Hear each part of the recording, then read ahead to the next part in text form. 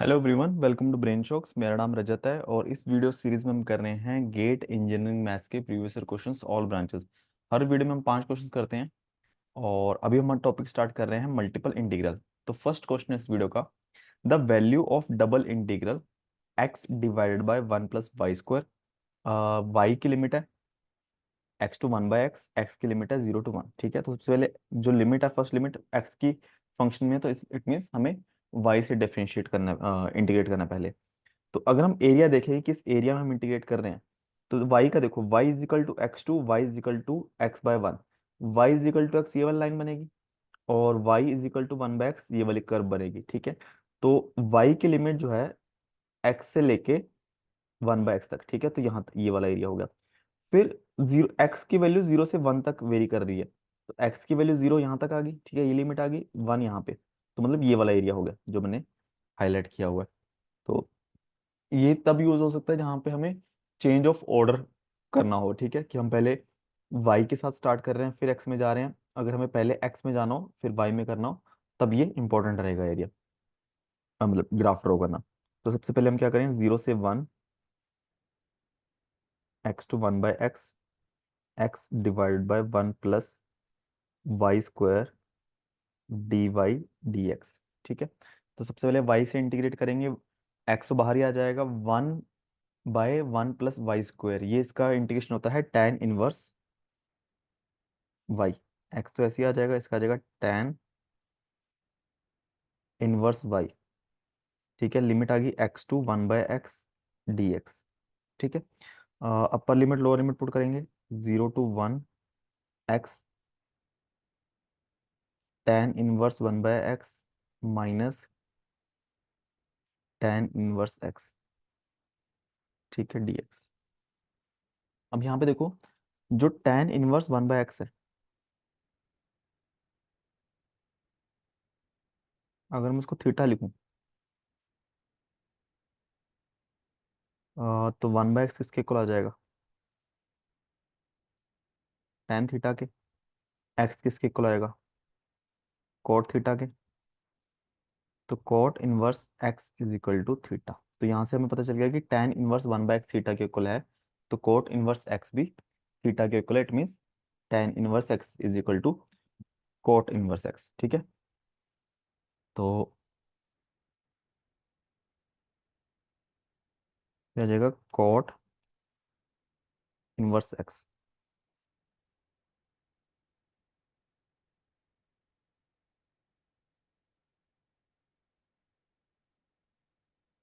हम आगे ले चलते हैं।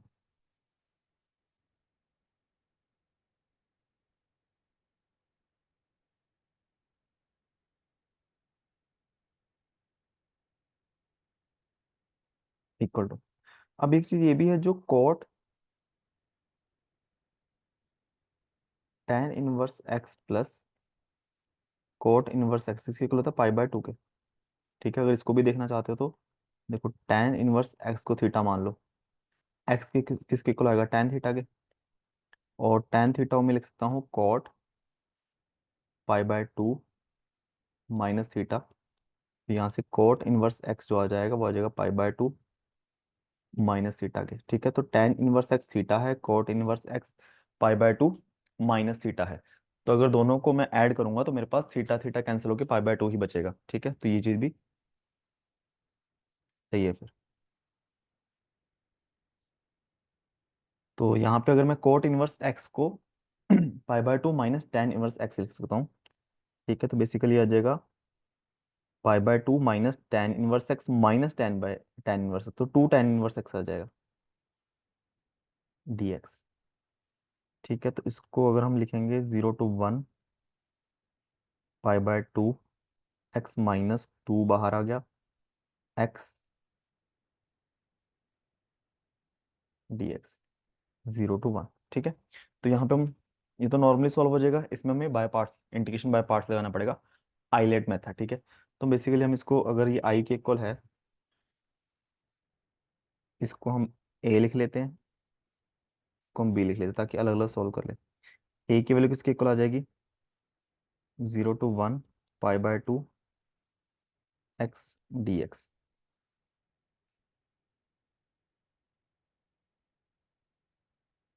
ठीक है, तो किसके इक्वल आ गया, π/2। एक्स का इंटीग्रेशन क्या आएगा, x² 2, 0 to 1।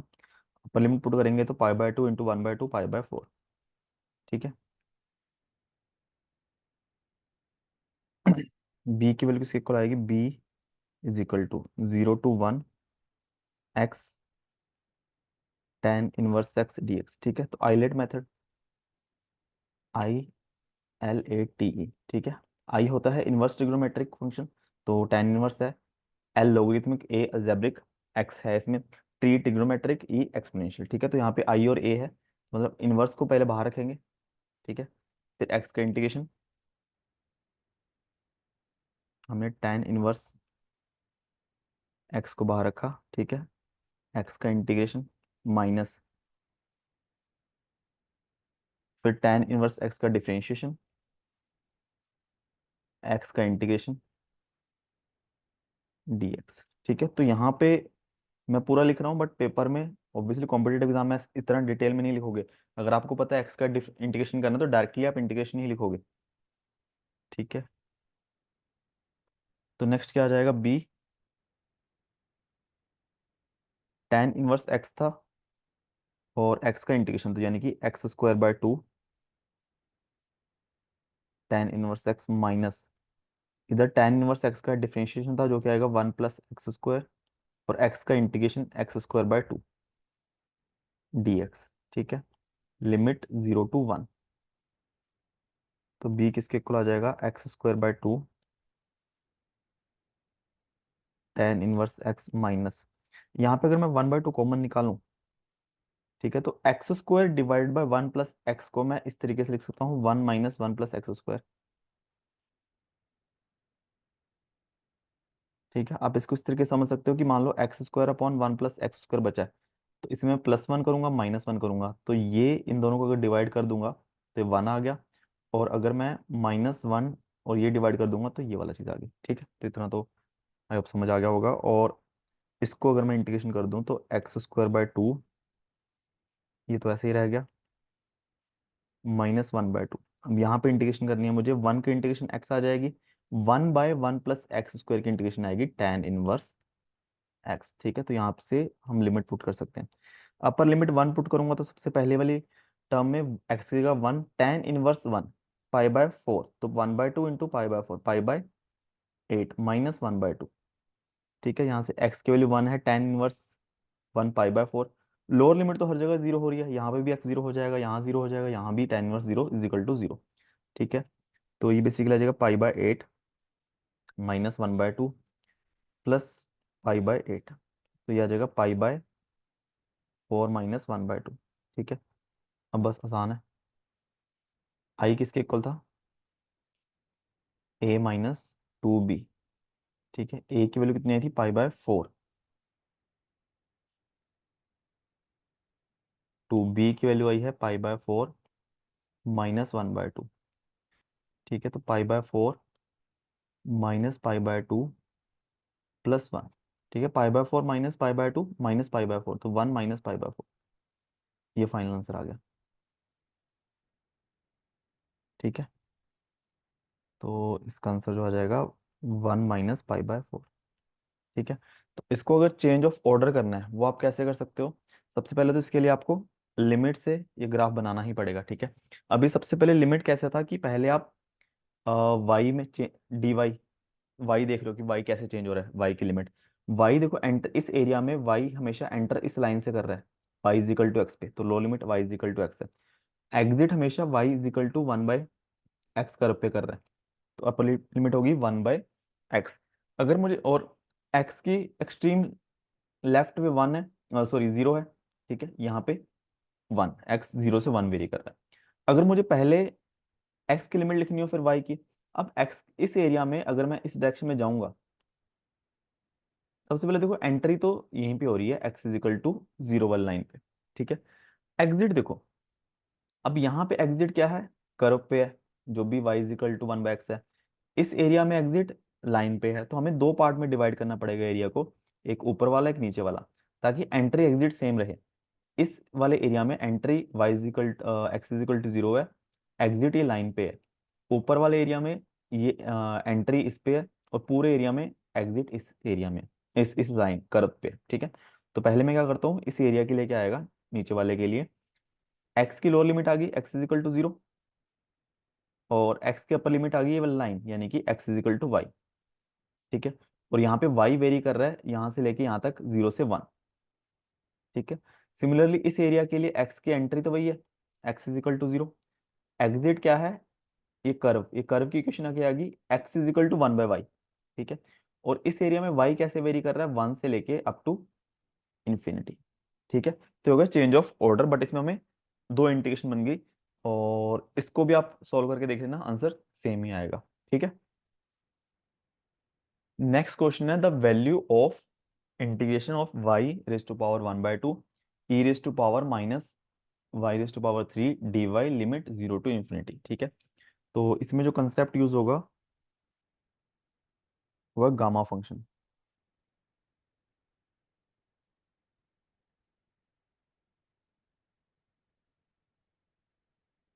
ठीक है।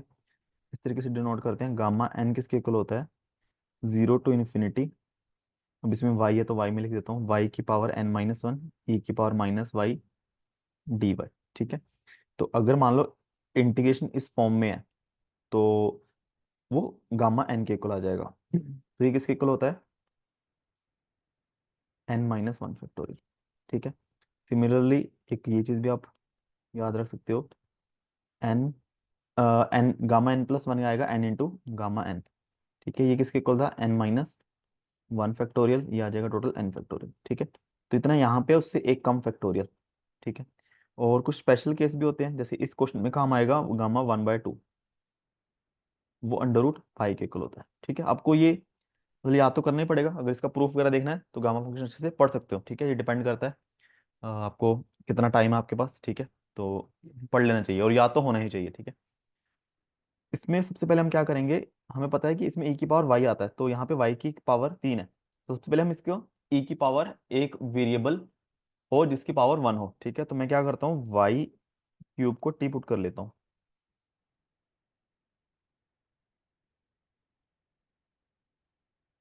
ठीक है, ताकि e की पावर -t आ जाए। तो यहाँ से 3y² dy equal to dt, और लिमिट तो वही रहेगी, ठीक है। अगर y³ है 0 है तो t भी 0 रहेगा, अपर लिमिट इन्फिनिटी है तो t भी इन्फिनिटी, तो आ जाएगा 0 से इन्फिनिटी, y की वैल्यू 1/2 e की पावर -t, और dy की वैल्यू आएगी dt डिवाइड बाय 3y², ठीक है। तो 0 to 1/3 बाहर आ गया, 0 to इन्फिनिटी, y की पावर कितनी आ गई, y की पावर ऊपर 1/2 है नीचे 2 है, तो 1/2 -2 किसके इक्वल आ गया, y की पावर -3/2, और e की पावर -t dt, ठीक है।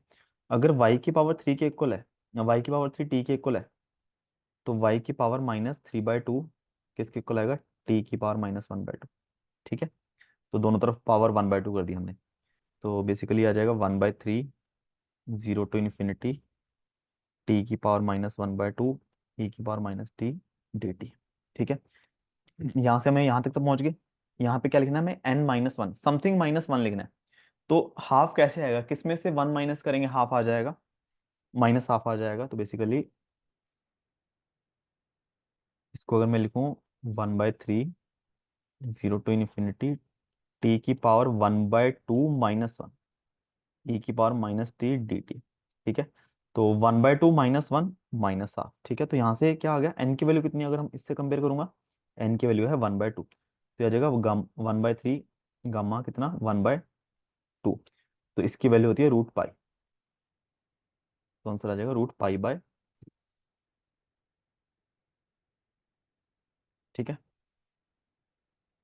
नेक्स्ट क्वेश्चन है the volume generated by revolving the area bounded by parabola y² is equal to 8x and line x is equal to 2, ठीक है। तो सबसे पहले इसमें वही इंटीग्रेशन में, चाहे वो area enclosed by the curves, तो आपको ग्राफ आना चाहिए पैराबोला लाइन, ठीक है। अगर ये नहीं आता तो आपको ये पढ़ना ही पड़ेगा, ठीक है, कि पैराबोला इक्वेशन से ग्राफ कैसा बनेगा, ठीक है।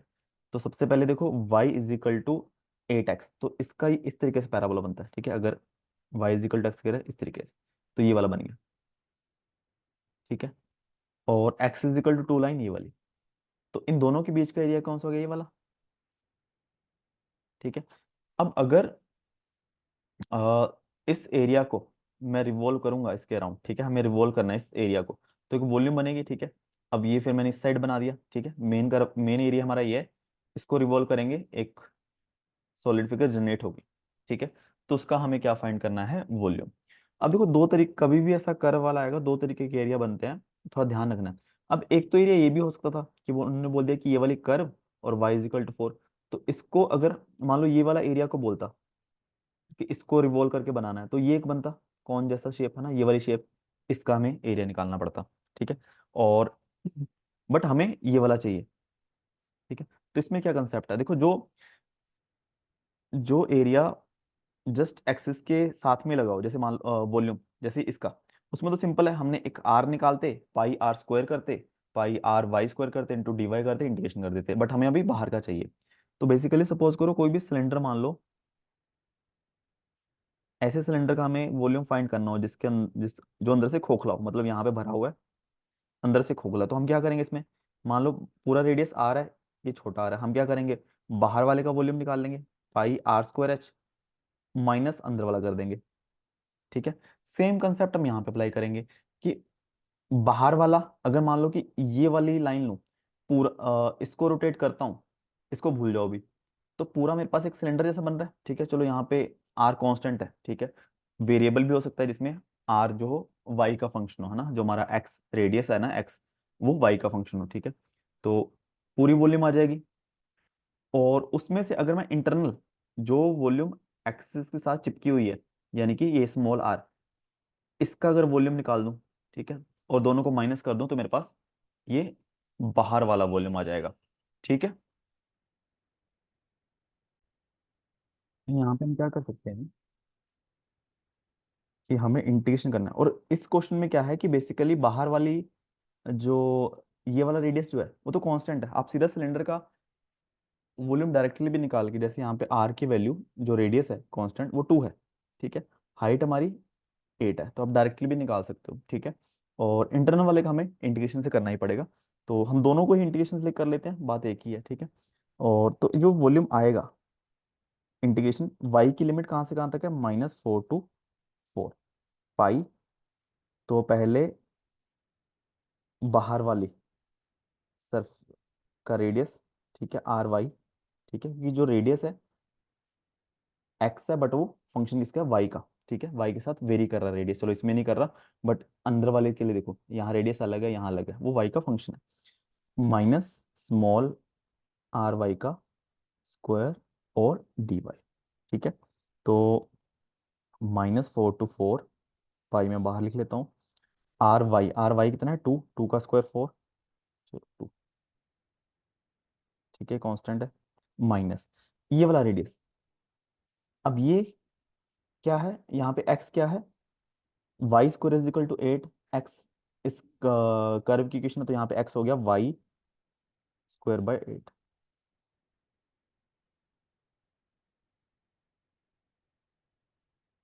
का होल स्क्वायर डी वाई। ठीक है, -4 to 4, 4 - y⁴/64 डी वाई।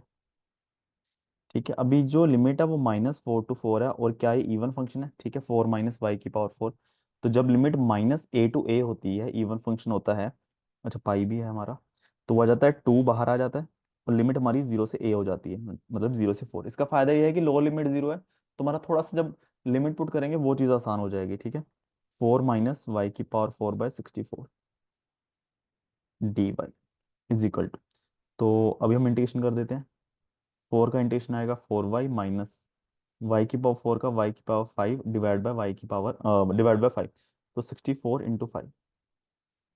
ठीक है, तो मल्टीप्लाई इसलिए कर रहा था क्योंकि कट होगा ना जब हम लिमिट पुट करेंगे 0 to 4।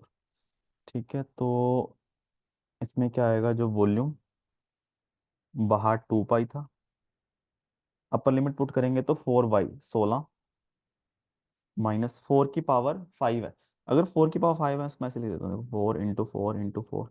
अब ये बस कंफ्यूजन ताकि हमें मल्टीप्लाई ना करना पड़े। 64 था ना। अच्छा, 4 की पावर 5 है, 64 की पावर 3 होता है, ठीक है। तो ये पूरा कट गया ना। हम्म, ठीक है हमने। चलो देखते हैं। तो बेसिकली 2 पाई 16 - 16/5। तो 2 पाई, ये आ जाएगा 16×5 = 80, -16 डिवाइड बाय 5। तो 2 पाई × 64 डिवाइड बाय 5, तो 128 पाई/5। ठीक है, ये आंसर आ जाएगा। तो ये ऑप्शन ए। ठीक है। नेक्स्ट क्वेश्चन है the integration of log x dx as value. ठीक है, आप देखो, कोई भी ऐसा क्वेश्चन आता है, आप नॉर्मली ऑप्शन से भी कर सकते हो। ठीक है, प्रैक्टिस हम तो करके देख लेना चाहिए। और नॉर्मल अगर हम देखें तो ये होता है log x dx। ठीक है। अब इसमें ये बाय पार्ट्स होगा, तो हमें साथ में एज्यूम करना पड़ेगा कि यहाँ पे 1 है, 1 × log x है। तो सबसे पहले क्या करोगे, log x को बाहर रखोगे, 1 का इंटीग्रेशन माइनस log x का डिफरेंशिएशन, 1 का इंटीग्रेशन, फिर पूरे का इंटीग्रेशन। ठीक है।